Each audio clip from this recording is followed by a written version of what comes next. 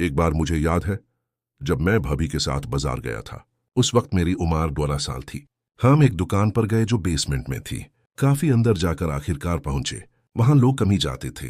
जब हम पहुंचे तो वहां एक पठान आदमी था जिसकी उम्र तकरीबन 35 या 40 साल के करीब थी, और एक लड़का था जिसकी उम्र तकरीबन 24 साल होगी।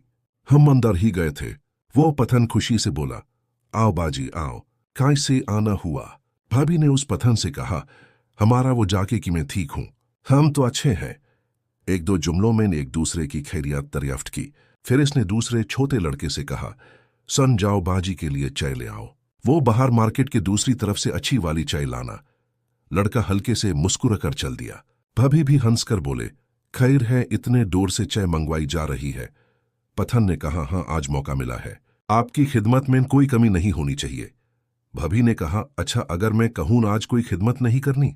पठान बोला, नहीं ऐसा मत कहो, हम तो पहले ही मर रहे हैं, 2 महीने से घर नहीं गए। भाभी हल्के से मुस्कुराकर बोले, तो लगता है दिमाग को चढ़ गई है। पठान, हाँ ना, अब की ठाकुर मालिक पता नहीं कहां कहां चली गई है, पता नहीं बता नहीं सकता, खुद देख लेना भाभी साहिबा।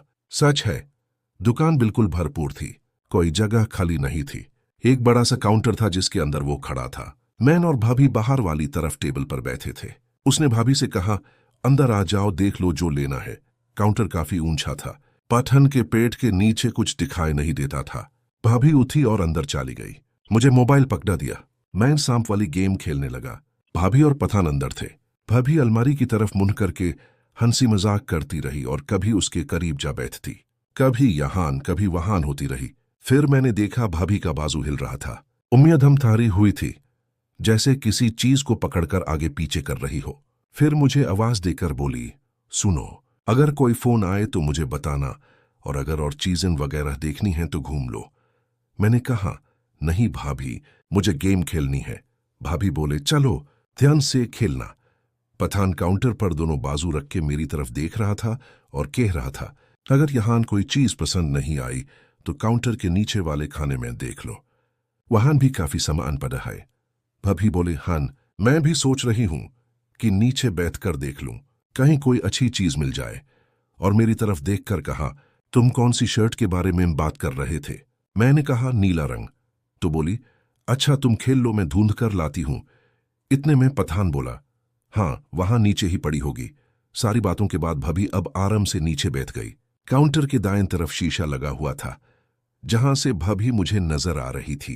दरवाजे की जगह छोटी थी। पहले मैंने इतना गौर नहीं किया कि भाभी क्या कर रही हैं। फिर जब पठान के चेहरे के तासुरात बदले तो मैंने इसकी तरफ देखा। इसकी आवाज निकली, हन मारा आराम से, दांत ना लागे तो कुछ नहीं बोला। फिर हल्की सी पठान के जिस्म में हरकत पैदा होती रही, जैसे वो हल्का आगे पीछे हो रहा था। भाभी के खांसने और खाने की आवाज आई। थोड़ी देर बाद जब मैंने पठान से नजर बचाकर शीशे में देखा तो मुझे अजीब सी हरकत महसूस हुई, जैसे भाभी हिल रही हो। मैं पानी पीने के बहाने उठा और बाहर पड़े कूलर से पानी पिया। जैसे भाभी हिल रही हो, मैं पानी पीने के बहाने उठा और बाहर पड़े कूलर से पानी पिया और पठान रुक गए थे। फिर मैं अपनी पहली वाली जगह से थोड़ा आगे बैठ गया, जहां से शीशे में अंदर साफ नजर आ रहा था। भाभी क्या कर रही हैं, यह देखकर मैं हैरान रह गया कि भाभी। फिर पठान को हल्की सी आवाज में बोला, बस हो जाएगा वरना हो जाएगा। इसने अपना मुंह साफ किया, बाल संवारे और आराम से एक शर्ट उठाकर खड़ी हुई और नरम लहजे में बोली, देखो ये ठीक है। मैंने कहा, अब खुद देख लो। इतने में पठान बोला, रुको मैं ढूंढता हूं, और नीचे बैठ गया। अब भाभी काउंटर पर दोनों हाथ रखकर खड़ी हो गई और मुझसे पूछा, कॉल तो नहीं आई। मैंने कहा, नहीं भाभी कोई नहीं आई। भाभी बोली, अच्छा चुल्लू खेल लो तुम, और साथ ही थोड़ा हिलाई जैसे तांगें खोल रही हो। मुंह से बस बस हल्की आवाज निकली और देखने लगी। कहने तो नहीं हो रहे हो। मैंने सर हिला दिया। बोली, थोड़ी देर माइन चलते हैं, अच्छे से कपड़े देख लो। हाथ नीचे ले गई और हल्का सा मोड़कर पीछे देखने लगी। मैंने आईने में देखा तो बस देखता ही रह गया, क्योंकि पठान ने भाभी से हल्की सी आवाज में कहा, अब इसका क्या करना है। मेरी तरफ इशारा था।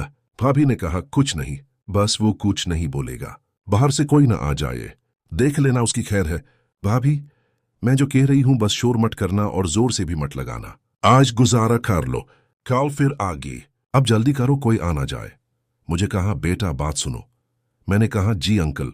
वो ऐसा करो कि बाहर वाली गली में लाइट्स बैंड कर दो, फालतू चल रही हैं। मैंने बाहर की लाइट बैंड की और वापस ही आकर बैठ गया।